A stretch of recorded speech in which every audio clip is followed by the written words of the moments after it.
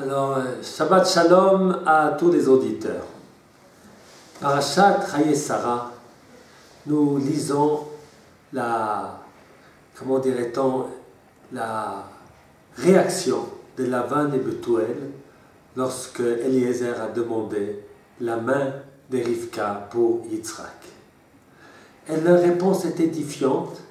Il y a quelque chose à apprendre de leur réponse et quelque chose à laisser de leur réaction. Vayan Lavan ou Bethuel, dit le verset, Lavan et Bethuel répondirent, Vayomru mi Hashem yatsa hadavar.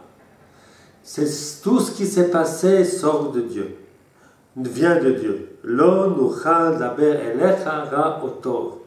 On ne pourra rien en dire, ni en mal, ni en bien. La première partie de leur réponse est très importante. Mais Hashem yatsa hadavar. C'était une évidence que ce n'est pas par hasard que Rivka apparaît devant Eliezer justement à la fin de sa prière. C'est une évidence que c'est la main de Dieu qui a agi ici. Aussi, Lavan et Bethuel sont sans voix. On ne peut pas dire non lorsque ce Dieu impose quelque chose. Et c'est ainsi que nous devons apprendre de Lavan et Bethuel à bien regarder les événements, à voir ce qui peut nous arriver à nous personnellement et également à notre peuple dans son ensemble, la main de Dieu.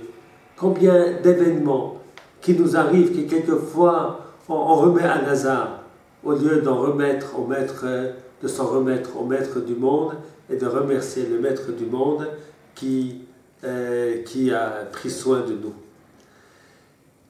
Maintenant, la fin de la phrase de Lavan et Bethuel, ça, nous ne devons pas l'apprendre pour nous. Ils disent, Lo nuchal daber elecha ra otov. On ne peut rien en dire, ni en mal, ni en bien. C'est-à-dire qu'ils sont écrasés par la prise de conscience que ce qui est arrivé ici vient de la main d'Akadosh Baruch Hu. Eh bien, ils deviennent des spectateurs passifs.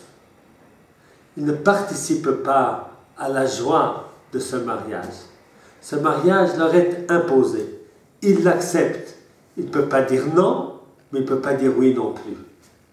Nous, lorsque nous voyons, lorsque nous ressentons, lorsque nous vivons la main d'Akadosh Baruch Hu dans les événements, eh bien nous devons, bien entendu, pas dire du mal, pas dire rien, mais nous devons dire tov, nous devons nous réjouir, et nous devons participer, et nous devons faire avancer le projet d'Akadosh Baruch Hu.